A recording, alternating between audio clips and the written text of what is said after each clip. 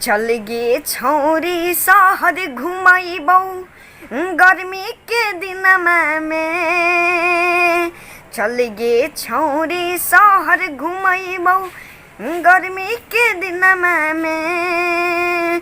प्यारे तू करके हमरा बसाले अपन मनमा में। प्यारे तू करके हमरा बसाले अपन मनमा में। हम ना जाइबौ तोरा संगे गर्मी के दिनमा में।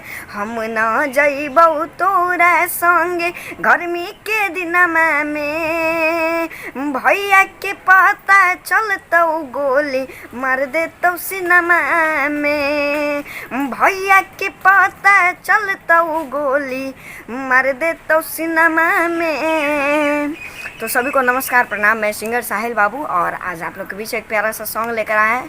ये मेरा ही सॉन्ग है और आप लोग सुने हमारे इस सॉन्ग को और जितना हो सके उतना इसे शेयर कीजिए, लाइक कीजिए, कमेंट करके बताइए आप लोग को ये सॉन्ग कैसा लगा। और इस सॉन्ग को सुना और जितना हो सके उतना शेयर कीजिए। और हमारे चैनल साहिल बाबू ऑफिशियल को आप ज़रूर सब्सक्राइब कीजिए और बेल आइकन को दबाना ना भूलें और कमेंट कीजिए आप लोग को कैसा लगा। और इस चैनल को आप लोग ज़्यादा से ज़्यादा शेयर कीजिए और बेल आइकन दबाना नहीं भूलें। और आइए बम्बई घुमैबौ फिल्म देखैबौ लॉलीपॉप खियैबौ गे।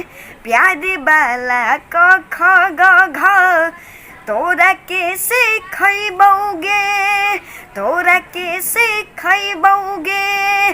दाल भात के कोर नहकै एकरे नाम है प्यार रे। 4 दिन में भूल जाइमी खैमी जब मार रे। साथ न छोड़बौ तोरा गे छौरी सातो जनममा में। साथ न छोड़बौ तोरा गे छौरी सातो जनममा में।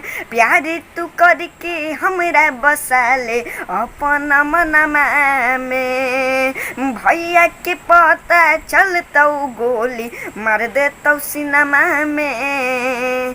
हियै मगहिया हम गे छौरी हमरा से के लड़तौ गे।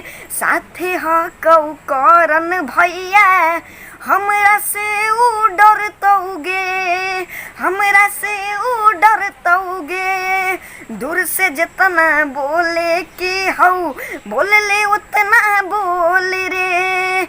आ गलती से भी मिलमी साहिल कुछ देतौ लोल रे।